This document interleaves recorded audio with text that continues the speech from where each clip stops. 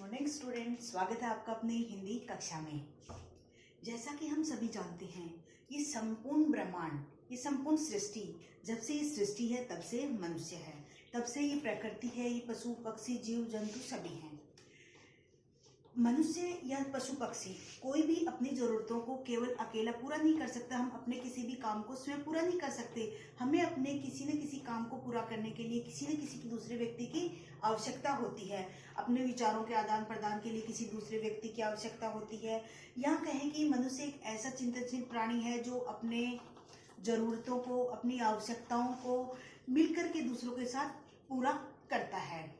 जैसे जैसे मनुष्य सभ्य होता गया, सुसंस्कृत होता गया, उसे अपनी ज़रूरतों को जैसे कि कहा जाता है, जब मनुष्य का प्रारंभ हुआ, मनुष्य का जन्म हुआ था, वो केवल और केवल भोजन के बारे में सोचता था। उसका यही जीवन था, भोजन लेना, जैसे भी हो पशु पक्षी जीव जंतु से भोजन प्राप्त करना, खाना और अपनी ज़रूरत को वही सीमित कर देना। जैसे जैसे मनुष्य सभ्य होता गया, उसकी ज़रूरतें, उसकी सोच का दायरा बढ़ता गया और इन्हीं ज़रूरतों को पूरा करने के लिए हमें अन्य व्यक्तियों की ज़रूरत पड़ी। जिस प्रकार से फसल खरीदने के लिए हम किसान के पास जाते हैं या किसी मिडमैन के पास जाते हैं, मध्यम व्यक्ति के पास जाते हैं, जो हमें वहाँ तक या वो वस्तु प्रदान करता है।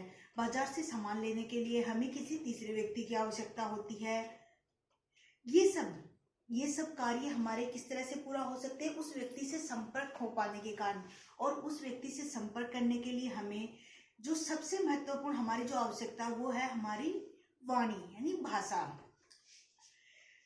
इन सभी को अपनी आवश्यकताओं की पूर्ति के लिए, मनुष्य को अपनी आवश्यकताओं की पूर्ति के लिए किसी न किसी दूसरे व्यक्ति की आवश्यकता होती है, जहां वो अपने विचारों का, अपने भावों का आदान प्रदान कर अपनी बात को उस तक पहुंचा सके।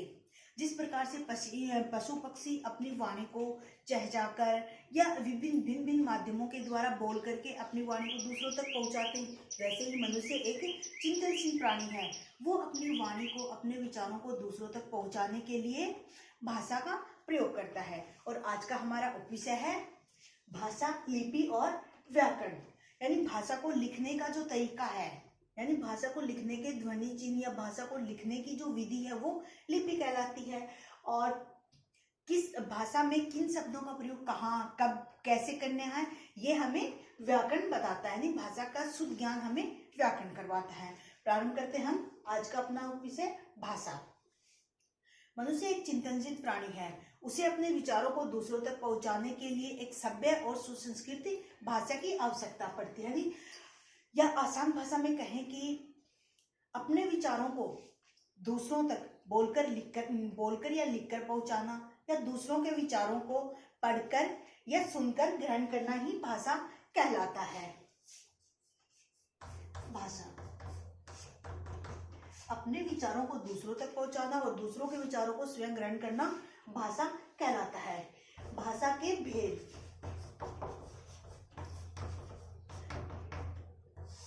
भाषा के प्रमुख दो भेद माने गए हैं।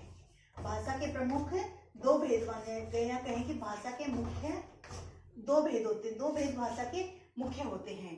प्रथम भेद में आता है हमारा मौखिक भाषा। मौखिक भाषा।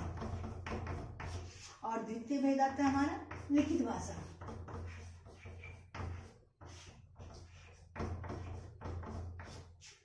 मौखिक भाषा भाषा का जो प्राचीनतम रूप है, यानी प्राचीनतम, सबसे पहले जब मनुष्य का जन्म हुआ तो सबसे पहले उसने कौन सा भेद अपनाया? मौखिक भेद। यानी जब हमें व्याकरण का, लिपि का, ध्वनियों का ज्ञान नहीं था, तब हम किसी न किसी तरह से मौखिक भाषा का प्रयोग कर, मौखिक भाषा प्राचीनतम रूप है। जब मनुष्य, जैसे जैसे मनुष्य सभ्य हुआ, तो उसने सबसे पहले मौखिक भाषा को अपनाया। अपने विचारों को, मौखिक भाषा किसे कहते हैं? अपने विचारों को बोलकर दूसरों तक पहुंचाना और दूसरों के विचारों को सुनकर स्वयं ग्रहण करना या समझना मौखिक भाषा कहलाता है। जैसे कि भाषण देना, नाटक, काव्य पाठ, वार्तालाप, ये सब मौखिक भाषा के भेद आते हैं। फिर आता है लिखित भाषा।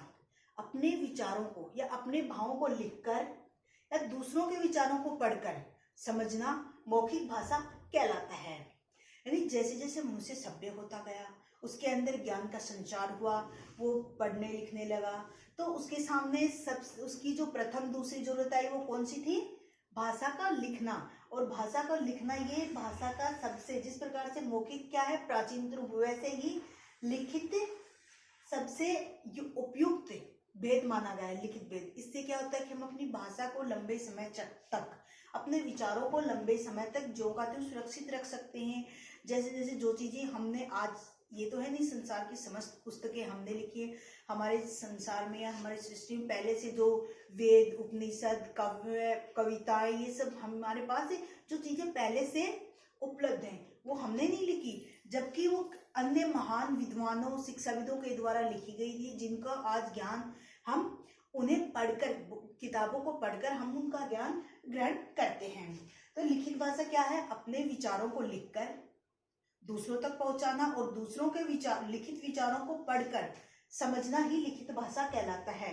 लिखित भाषा के अंदर हमारा समाचार पत्र, हमारी पुस्तकें, पत्र पत्रिकाएं, ये सब हमारे लिखित भाषा के अंतर्गत आते हैं। भाषा का एक तीसरा रूप और भी है, जिसे हम सांकेतिक भाषा कहते हैं।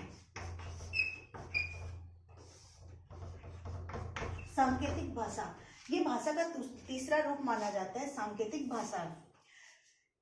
संकेतों के द्वारा अपनी बात दूसरों तक पहुंचाना या दूसरों की बात स्वयं समझना, ये सब संकेतों के माध्यम से होता है। लेकिन सांकेतिक भाषा का कोई मानक रूप हमें प्राप्त नहीं, यानी मेरे द्वारा किए गए संकेतों को आप कैसे समझो, या आपके द्वारा किए गए संकेतों को मैं कितना और किस प्रकार से समझ पाती हूँ, ये डिसाइड नहीं होता है। इसका पूर्णतः ये सही नहीं होता है। कई बार संकेतों का कुछ को कुछ समझ लिया जाता है, जिससे कि ये भाषा का शुद्ध रूप के अंतर्गत नहीं आती, अर्थात इसे मानक रूप प्रदान नहीं है। तो इसे हम जो भाषा के मुख्य रूपों में इसकी गिनती हम नहीं करते। भाषा के जो मुख्य रूप है वो दो ही मानते हैं, मौखिक भाषा और लिखित भाषा।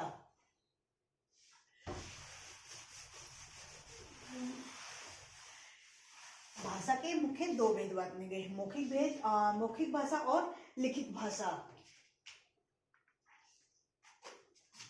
जो भाषा है उसका निर्माण कैसे होता है? भाषा सार्थक ध्वनियों के मेल से बनती है।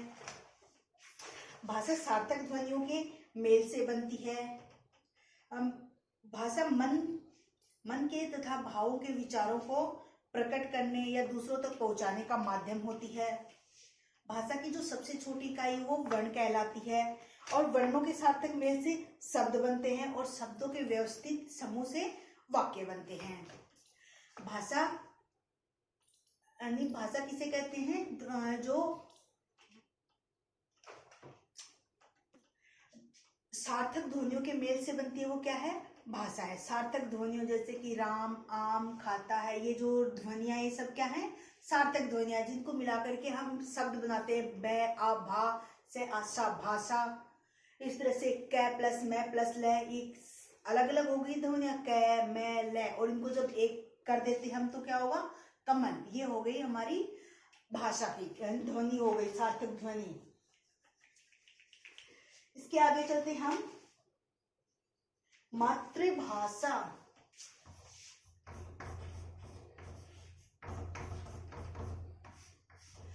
सबसे पहले हमने पढ़ा भाषा। भाषा किसे कहते हैं? अपने मन के विचारों व भावों तक को दूसरों तक पहुंचाना और दूसरों के मन के विचारों व भावों को समझना भाषा कहलाता है। इसके दो भेद माने गए, लिखित और मौखिक। तीसरा जो भेद है सांकेतिक, वो उसे मानक रूप प्रदान नहीं है, इसलिए हम उसे शुद्ध रूप नहीं मानेंगे। अब आता है मातृभाषा। जैसा कि नाम से ही हमें पता चलता है, मातृभाषा, मातृ यानी माँ, और भाषा माँ की भाषा, वह भाषा जिसे बच्चा अपने परिवार, माता पिता या आस पड़ोस से सीखता है, मातृभाषा कहलाती है। प्रत्येक प्राणी की अपनी अपनी मातृभाषा अलग अलग होती है।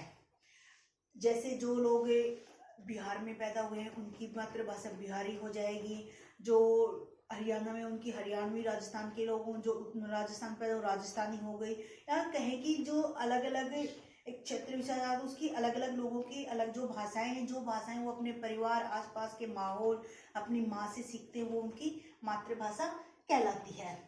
इसके बाद आता है राष्ट्रभाषा।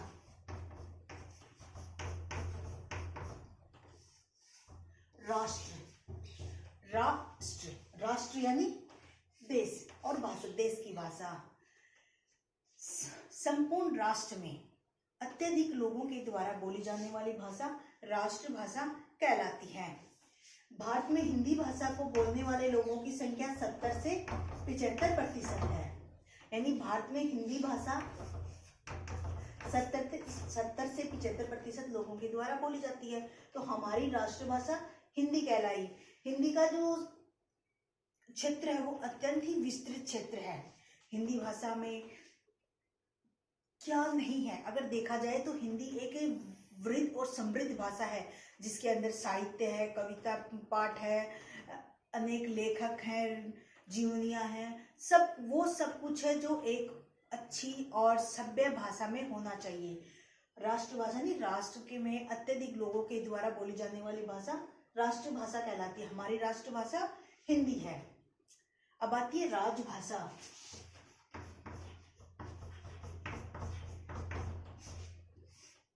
राज यानी राज्य, राजकाज यानी राजकाज की भाषा, या कहें राजकाज की भाषा अर्थ सरकारी, ऐसी भाषा जिसका प्रयोग सरकारी कामकाज करने के लिए किया जाए या राजकाज के कार्यों में जो भाषा प्रयोग की जाती है वो हमारी राजभाषा कहलाती है। हमारी राजभाषा हिंदी को माना गया है, क्योंकि हिंदी को राजभाषा का दर्जा कब दिया गया था? 14 सितंबर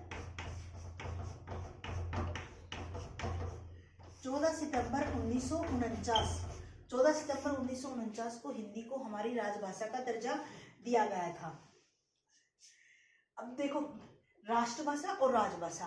राष्ट्रभाषा ने देश के अत्यधिक लोगों के द्वारा बोली जाने वाली भाषा राष्ट्रभाषा। राष्ट्र हमारे देश में 70 से 75% लोगों के द्वारा हिंदी भाषा बोली जाती है, तो हमारी राष्ट्रभाषा हो गई हिंदी।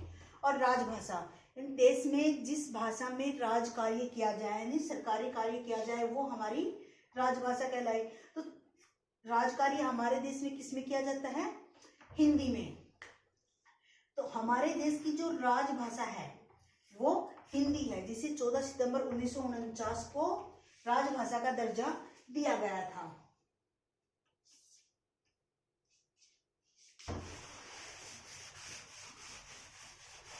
इसके पश्चात आती है संपर्क भाषा।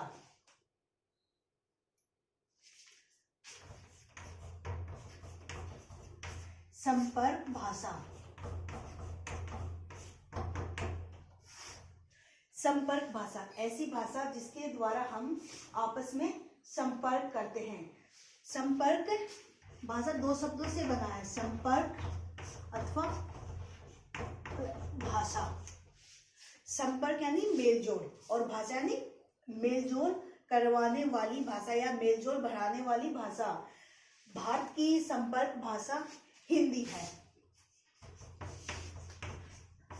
भारत की संपर्क भाषा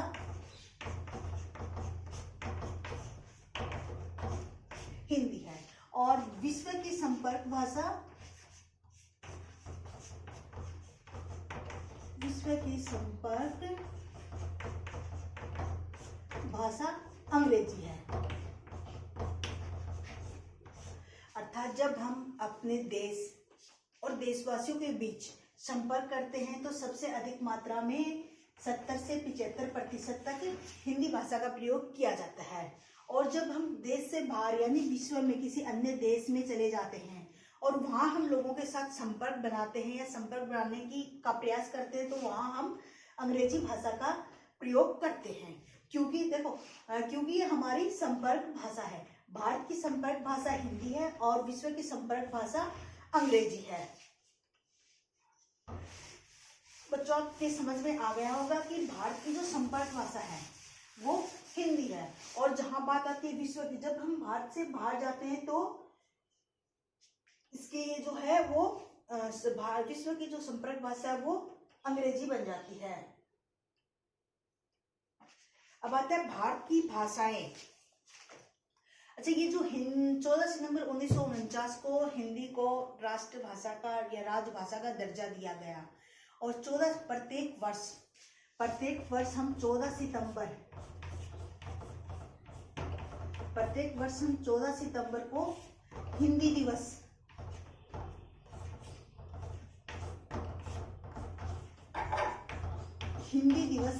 मनाते हैं, क्योंकि इस दिन हमारे देश में हिंदी भाषा को लागू किया गया था। हमारे देश में हिंदी भाषा को राजभाषा का दर्जा दिया गया था, इसलिए हम 14 सितंबर को हिंदी दिवस के रूप में मनाते हैं। भारत की भाषाएं। भारत एक विशाल देश है, इसमें अनेक भाषाएं बोली जाती है, परंतु भारतीय संविधान में 22 भाषाओं को मान्यता प्रदान की गई है। जो भारतीय संविधान है इसमें 22 भाषाओं को भारतीय संविधान में 22 भाषाओं को मान्यता प्रदान की गई है, जिनमें से हिंदी, असमिया, बंगाली, गुजराती, बोडो, डोंगरी, कन्नड़, कश्मीरी, कोंकणी, पंजाबी, उर्दू, मैथिली, मलयालम, मणिपुरम, मराठी, नेपाली, उड़ीसा, संस्कृत, तमिल, तेलुगु, संथाली तथा सिंधी हैं। और जब बात आती है बोली की, तो हमारे देश में यानी भारत में 18 बोलियों को मान्यता प्रदान की गई है। भाषाओं की बात आती है तो 22 भाषाएं और बोली 18 बोलियों को, भारत में 22 भाषाओं और 18 बोलियों को मान्यता प्रदान की गई है। मानक भाषा।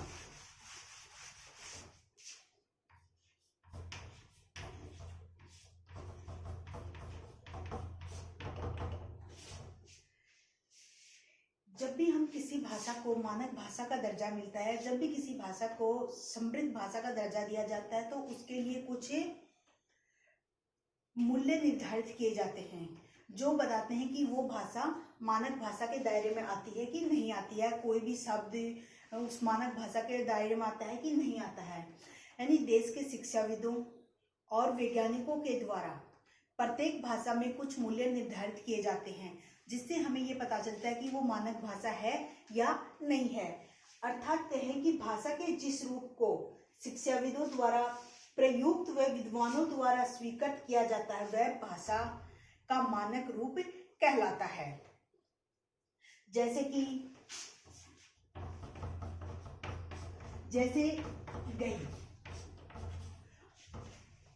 देखा जाए तो गई ठीक है, लेकिन व्याकरणिक दृष्टि से यानी मानक रूप से जब इसको देखते हैं तो इसका शुद्ध रूप गई होगा।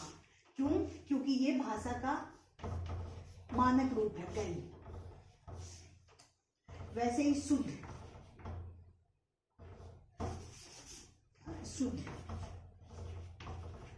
और इसका जो मानक रूप होगा वो होगा शुद्ध। हिंदी, हम कई बार हिंदी इस तरह से लिख देते हैं जो कि ये पढ़ने में ठीक है, लेकिन अगर मानक भाषा के रूप से देखा जाए, मानक रूप से देखा जाए तो इसका उच्चारण शुद्ध नहीं है। इसका शुद्ध उच्चारण होगा हिंदी। न अनुस्वार के रूप में ऊपर चला जाएगा हिंदी।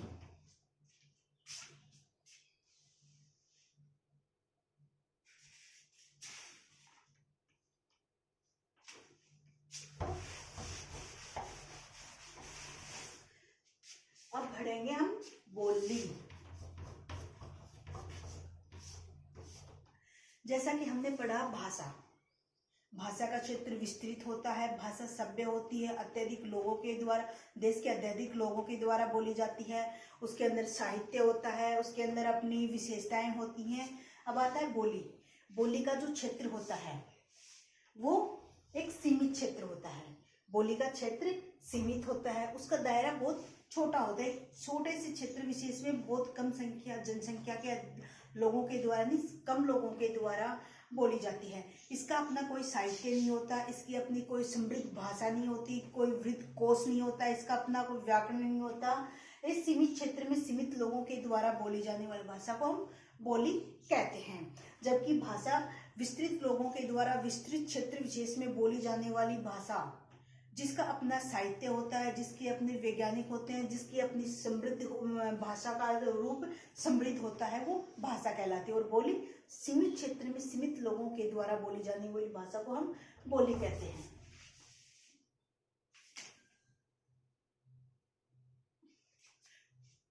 बोली के बाद आता है उपभाषा। जब भी कोई बोली क्या होती है, सीमित क्षेत्र, लेकिन जब भी बोली का जो क्षेत्र है वो सीमित क्षेत्र से विस्तृत क्षेत्र में हो जाए, उसकी साहित्यिक रचना होने लगे, तो वो बोली उपभाषा कहलाती है।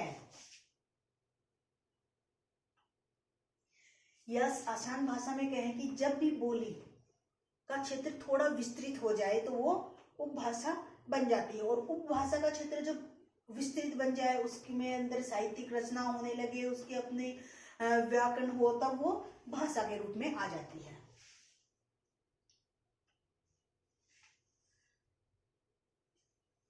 अब आता है लिपि।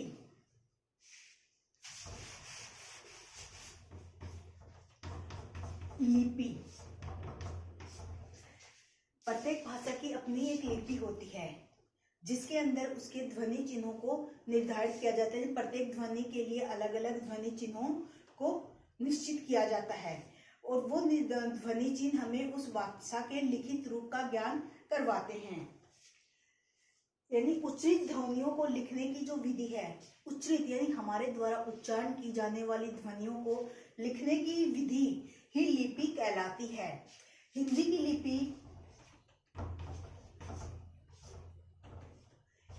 लिपि देवनागरी है। हिंदी, संस्कृत, मराठी आदि की लिपि देवनागरी लिपि मानी जाती है। अब आता है लिपि की विशेषताएं। जो हमारी जो देवनागरी लिपि है वो संपूर्ण विश्व की इकलौती एक ऐसी लिपि है जो वैज्ञानिक विधि के द्वारा लिखी गई है। इसमें प्रत्येक एक ध्वनि के लिए एक ही चिन्ह निश्चित किया गया है, लेकिन इसका मतलब क्या है, अलग अलग ध्वनियों के लिए अलग अलग चिन्हों का प्रयोग किया गया है। इसके लेखन व मुद्रण में एक रूपता है, यानी रोमन, अरबी, फारसी में हस्तलिखित तथा मुद्रण रूप अलग अलग होते हैं, लेकिन इसमें क्या है, इसके लेखन व मुद्रण में एक रूपता, वैसे ही लिखी गई है और जो वैसे ही उच्चारण किया, यानी उसका जो लिखित रूप है वो और उसका उच्चारित रूप दोनों में समानता है। देवनागरी लिपि बाईं ओर से दाईं ओर यानी इस तरफ से इस तरफ लिखी जाती है, जबकि अन्य लिपियां इस तरफ से इस तरफ लिखी जाती है। लिपि चिन्हों के नाम व ध्वनियों में एक रूपता है, यानी लिपि के जो चिन्ह है उनमें उनके नाम में एक रूपता है। कंप्यूटर पर यूनिकोड द्वारा देवनागरी में लिखे गए लेख का किसी भी भाषा में अनुवाद किया जाता है, यानी इस भाषा के लिखे गए लेख को हम किसी भी भाषा में रूपांतरित कर सकते हैं, किसी भाषा में परिवर्तित कर सकते हैं। ये इतनी अत्यधिक वैज्ञानिक और एक समृद्ध लिपि तैयार की गई। हमारी जो हिंदी की जो लिपि है देवनागरी, वो इतने समृद्ध तरीके से तैयार की गई है कि उसको हम लिख करके किसी भी भाषा में बड़ी ही आसानी से परिवर्तित कर सकते हैं। उसके लिए हमें किसी विशेष प्रयास की या विशेष कोशिश की आवश्यकता नहीं पड़ती। अब आता है साहित्य। साहित्य ज्ञान के संचित कोश को साहित्य कहते हैं। ज्ञान यानी किसी भी भाषा के ज्ञान के संचित कोश को साहित्य कहते हैं। साहित्य क्या है, कोई भी भाषा हो, कि हिंदी, अंग्रेजी, संस्कृत, उर्दू, मलयालम, फारसी, कोई भी भाषा हो सकती है। उसी भाषा में लिखित या संचित कोश, उसी भाषा से जुड़े हुए साहित्यिक रचना, उपन्यास, लेख, उपलेख, जो कुछ भी आता है उन सब को संचित यानी एकत्रित कोश को साहित्य कहते हैं। जिस प्रकार से हम अपने धन को रखने के लिए एक खजाने की जरूरत होती है, यानी लॉकर की आवश्यकता होती है, वैसे ही साहित्य में की जो कृतियां हैं, जो भी साहित्यिक रचना है, जो भी लेख हैं, कहानियां हैं, उन सबको रखने के लिए हमें साहित्य के कोश की आवश्यकता होती है। और उस सारे संचित कोश, वो जो सारा कोश है जिसके अंदर हमारी कहानियां भी हैं, उपन्यास भी हैं, लेखक भी हैं, श्रुत कथाएं भी हैं, आदि जो सब कुछ है वो सब एक संचित कोश के अंदर आ जाता है और वो कोश साहित्य के रूप में माना जाता है या उच्चारित किया जाता है। अब साहित्य के दो भेद माने जाते हैं।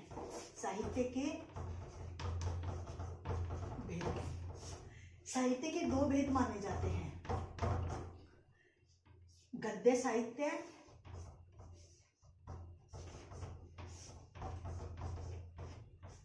गद्य साहित्य, और दूसरा है पद्य साहित्य। गद्य साहित्य के अंतर्गत हमारी कहानियां, पत्र, निबंध, लेख, आलेख, संस्मरण, ये सब हमारे गद्य साहित्य के अंतर्गत आते हैं। प्रमुख गद्य साहित्यकारों में मुंशी प्रेमचंद का नाम बड़े ही सम्मान के साथ लिया जाता है। मुंशी प्रेमचंद, महादेव वर्मा, जैनेन्द्र, रामचंद्र शुक्ल, ये सब प्रमुख गद्य साहित्यकारों में आते हैं। पद्य साहित्यकार यानी जो भी कहें कि जो भी कविताएं हैं या काव्य पाठ है, दोहे, सोरठा, छंद, ये सब पद्य साहित्य के अंतर्गत आते हैं। यानी गद्य साहित्य में कहानियां, उपन्यास इस तरह, और पद्य साहित्य में सोरठा, कविता, छंद, दोहे आदि आते हैं। जो पद्य प्रमुख साहित्यकार हैं इनमें सूरदास, रविदास, रैदास, मीरा, ये सब इसके अंतर्गत आते हैं। अब आता है व्याकरण।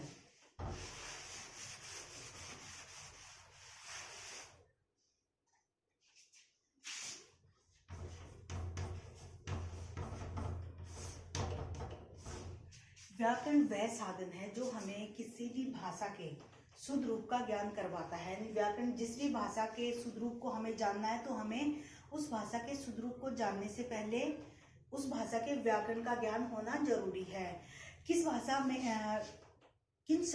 में किन शब्दों का प्रयोग कब, कहाँ, कैसे करना है, इसका ज्ञान हमें व्याकरण के द्वारा होता है। व्याकरण भाषा के शुद्ध रूप का ज्ञान करवाने के साथ साथ उसके शुद्ध लिखने का, पढ़ने का और शुद्ध उच्चारण का भी ज्ञान करवाता है। अब आते हैं इसके व्याकरण के अंग। व्याकरण के अंग, व्याकरण के प्रमुख 3 अंग माने गए हैं। व्याकरण के प्रमुख 3 अंग माने गए हैं। वर्ण विचार, शब्द विचार और वाक्य विचार।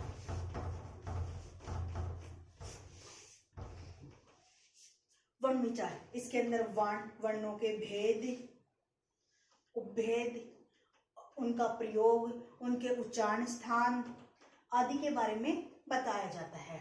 शब्द विचार, शब्दों की रचना, शब्द के भेद, उनकी उत्पत्ति, उनके उपभेदों के बारे में ज्ञान करवाया जाता है। वाक्य विचार, वाक्य रचना, वाक्य के भेद, उपभेद, उनका आदि के बारे में ज्ञान करवाया जाता है। अच्छा स्टूडेंट, आपका ये चैप्टर समाप्त होता है। धन्यवाद।